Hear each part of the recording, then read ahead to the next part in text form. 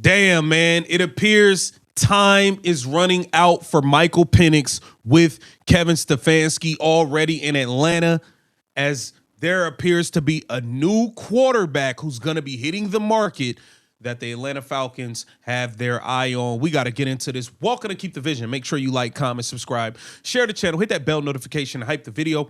Let's get right into things. So we know Kevin Stefanski got the job in Atlanta after sabotaging Shedeur Sanders and having an awful season with the Cleveland Browns. Now, Michael Penix is the quarterback of the Atlanta Falcons. He's recovering from a knee injury. Okay, Kevin Stefanski is playing it nice in front of these cameras somewhat, but details of what the Atlanta Falcons are looking to do have already come out. So obviously at the NFL Combine, he's not going to come out and say, yeah, we're 100% looking to deal Michael. He's not going to do that. He's not going to do that publicly while a guy is hurt, okay? But information is coming out, and we start here. We got two stops to make. Roll with me. The Bears have gotten calls about trading quarterback Tyson Bagent. Now, this dude can play, but he's a backup. We have not seen him in a full-on starter capacity. He's looked good in spot duty. He's looked good in preseason games, but that don't mean this dude is legit, but there seems to be a big market for him. Here it says Bears quarterback Tyson Bagent could be on the move this offseason. The Bears signed Bagent to a 2-year extension last summer that keeps him under contract throughout the 2027 season. But neither general manager Ryan Poles nor head coach Ben Johnson ruled out trading him during Tuesday's press conferences at the scouting combine in Indianapolis. Poles said that the team has received calls about him from other clubs and called the prospect an interesting dynamic that we're going to have to work through because it will also involve finding a reliable backup for Caleb Williams. Bagent has appeared in 7 games and thrown 6 passes in that role over the last 2 seasons, but Johnson said the quarterback's preseason work has left the team with the belief that Bagent is capable of being a starter in the league. And this is what Ben Johnson had to say before we get to the Atlanta Falcons insiders. You want to see him have a chance to do it himself. We'll always do what's best for our team and our organization. I do think there's a lot of merit in having a strong number 2 quarterback, which he certainly fits the bill. I'm of the mind that he's probably one of the best 32 in the NFL. Poe said trading Bagent would be a really tough decision, but it is one the Bears could opt to make if the right offer crosses the table in the coming weeks. So they're gonna get something for him, right? They got Caleb Williams. If you can get a 3rd round pick or for him, 2nd, 3rd round pick for the guy, they're going to do it. Okay. Now let's get to the Atlanta Falcons chat sports here.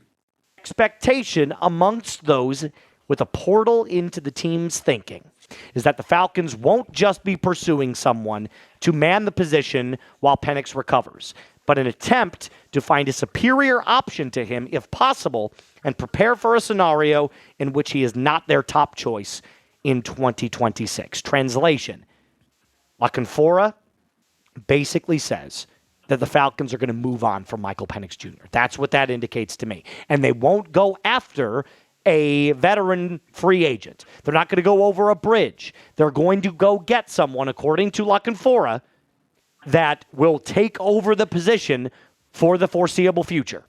And then remember that anonymous source that he was talking about. Here's the anonymous source talking about Michael Penix Jr. The source writes, it's not just going to be a warm body veteran minimum type guy.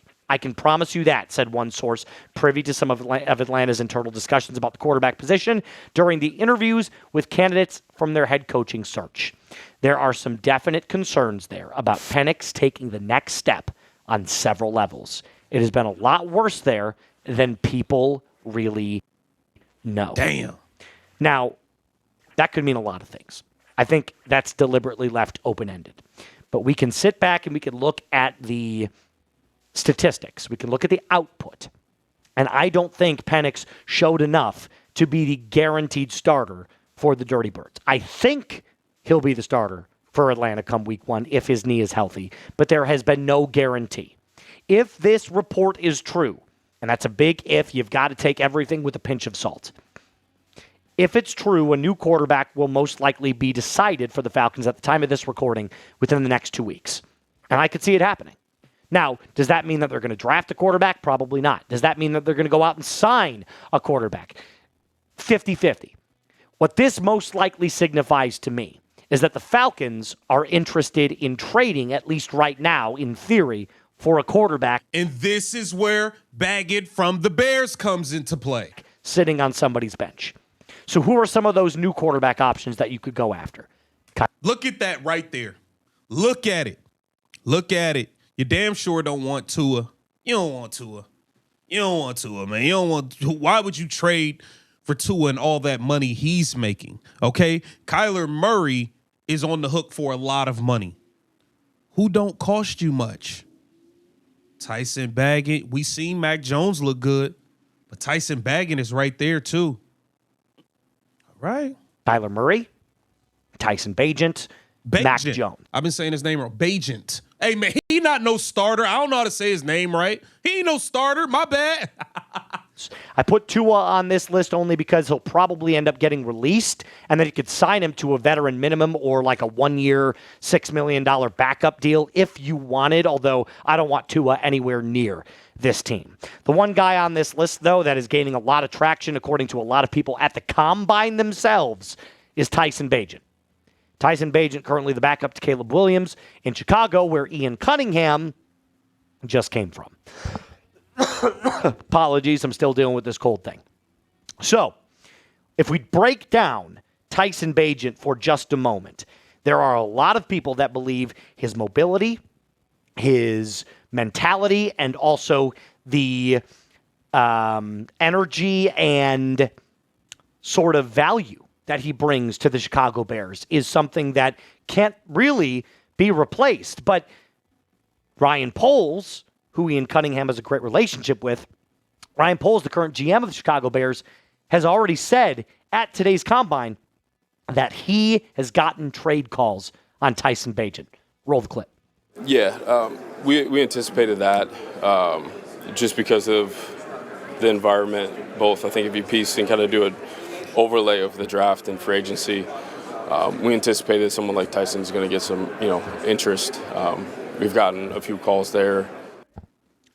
All right, so according to what you just heard from Ryan Poles, the Falcons could be one of those teams that's interested in making calls already about Tyson Bagent. Again, I don't know that for a fact. I'm not sourced on this. All I can give you is what I'm reading.